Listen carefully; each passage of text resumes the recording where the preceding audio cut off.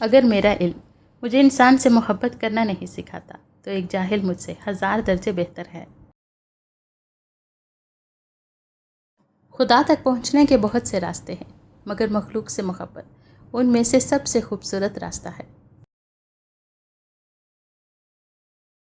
تمہاری سب سے بڑی طاقت تمہارے دل کی سچائی میں ہے۔ جو اپنے دل کو پاک کر لیتا ہے وہ پوری دنیا کو خوبصورت لگنے لگتا ہے۔ اپنے اندر جھانکو، تمہارا سب سے بڑا خزانہ وہی موجود ہے۔ صبر صرف انتظار کا نام نہیں، بلکہ انتظار کے دوران بہترین رویہ اختیار کرنے کا نام ہے۔ ہر مشکل کے بعد آسانی ضرور آتی ہے، بس امید کا دامن نہ چھوڑو۔ محبت ہی وہ قوت ہے جو انسان کو اس کی اصل حقیقت سے روشناس کراتی ہے۔ اپنے دل کو محبت سے بھر لو، کیونکہ محبت ہر تلخی کو مٹھاس میں بدل دیتی ہے۔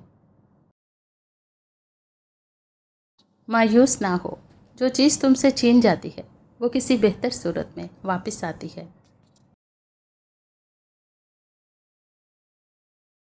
جو تم تلاش کر رہے ہو وہ بھی تمہیں تلاش کر رہا ہے۔ اپنی آواز بلند کرنے کے بجائے اپنے الفاظ بلند کرو، کیونکہ پھول بارش سے کھلتے ہیں، گرج سے نہیں۔ جب دل پاک ہو جائے تو ہر طرف حسن ہی حسن نظر آتا ہے۔ اپنے اندر وہ روشنی تلاش کرو جو کبھی بجھ نہیں سکتی۔ اپنے دل کو مایوس نہ ہونے دو، ہر اندھیری رات کے بعد روشنی ضرور آتی ہے۔ تم پروں کے ساتھ پیدا ہوئے ہو، پھر زندگی بھر رنگنے پر کیوں راضی ہو؟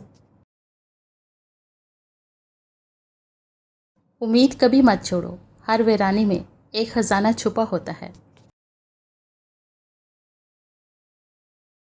اپنے اندر جھانکو، تمہاری اصل دولت وہی موجود ہے۔ دل کو صاف رکھو، کیونکہ دل ہی وہ آئینہ ہے جس میں حقیقت نظر آتی ہے۔ محبت وہ نہیں جو آنکھوں سے دیکھی جائے، محبت وہ ہے جو دل سے محسوس کی جائے۔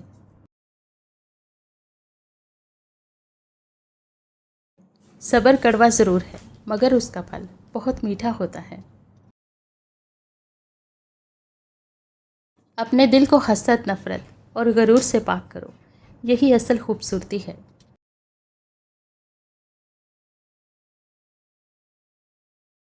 الفاظ دل سے نکلیں تو اثر رکھتے ہیں، صرف زبان سے نکلیں تو آواز بن جاتے ہیں۔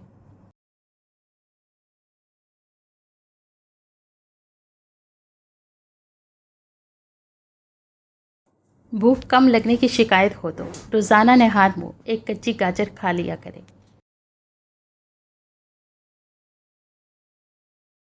گرمیوں میں بند جوتے پہننے سے آنکھوں کی بینائی کمزور ہو جاتی ہے۔